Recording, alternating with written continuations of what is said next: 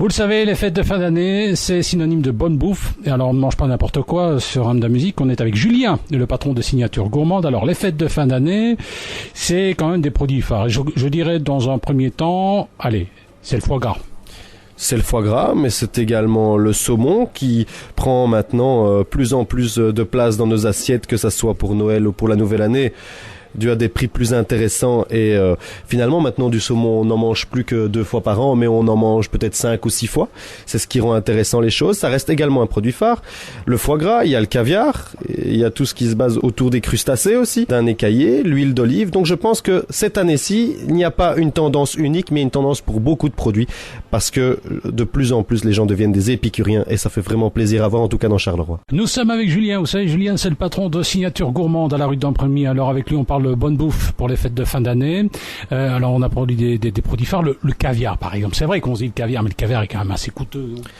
Le caviar est coûteux, contrairement à d'autres produits en effet. Qualitativement, redevient, en tout cas depuis 2-3 ans, revient au top. Il y a d'autres origines maintenant autres que le caviar iranien ou qu'un gros caviar français. Il y a notamment du caviar italien, argentin, qui revient à des prix tout à fait démocratiques et d'une qualité qui est tout à fait exemplaire au niveau d'un process de fabrication qui n'arrête pas d'évoluer. Donc je pense que maintenant, ça peut devenir une occasion d'1 ou 2 fois par an en consommer avec plaisir si ça n'a jamais été fait, ou de continuer à l'apprécier. Nous sommes avec Julien de Signature Gourmande, avec qui on parle de bonne bouffe à l'occasion des fêtes de fin d'année qui arrivent. Alors côté boisson, il y a du Rufus. Effectivement, donc chez nous il y a du Rufus.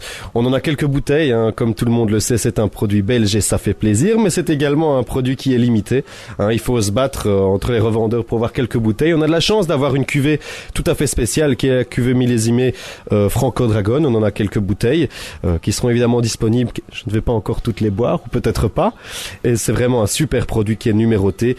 Il faut vraiment venir le déguster, venir le goûter, ne fût-ce que venir voir la bouteille, qui est vraiment une œuvre d'art en elle-même. Est-ce que c'est du champagne, le Rufus? C'est plutôt un effervescent. Oui, c'est ça. En fait, c'est un effervescent. C'est un mélange de pinot, de chardonnay, d'un effervescent, d'un demi-champagne. C'est un produit qui est tout à fait remarquable, avec un goût très très frais. Pour ceux qui trouvent que le champagne est un peu trop goûteux et reste un peu trop sur le palais, un effervescent comme le Rufus est un produit vraiment tout à fait choisi. Et alors il faut savoir qu'il s'est classé maintenant dans le top 10 mondial des effervescents. Nous sommes avec Julien, sympathique patron de Signature Gourmande, galerie et à la fois restaurant, parce que c'est aussi une galerie d'art culinaire, on peut découvrir de belles choses. Alors à l'occasion des fêtes de fin d'année, comme on le disait, on aime bien la meilleure façon de préparer le saumon, c'est de manière naturelle, ou on peut l'assaisonner comment? Pour moi, en tant que finalement natif dans une usine de saumon, le meilleur saumon, il est brut. Il est frais, il n'y a pas de citron, il y a peut-être un toast. C'est la meilleure manière de déguster un beau saumon et de sentir la répartition parfaite entre le sel et le fumage. C'est pour moi ce qui est très important. Donc dégustez-le de manière traditionnelle, c'est-à-dire cru. Avec un petit verre de champagne, c'est tout bon. C'est toujours bon. Bien accompagné, c'est encore mieux. Nous étions avec Julien, le patron de Signature Gourmande, sympathique boutique de la rue d'Ampremy. Avec lui, on parle bonne bouffe et bonne boisson pour les fêtes de fin d'année. Alors, un petit dessert, mais moi je dirais un petit dessert tout simple, un petit cuberdon, non?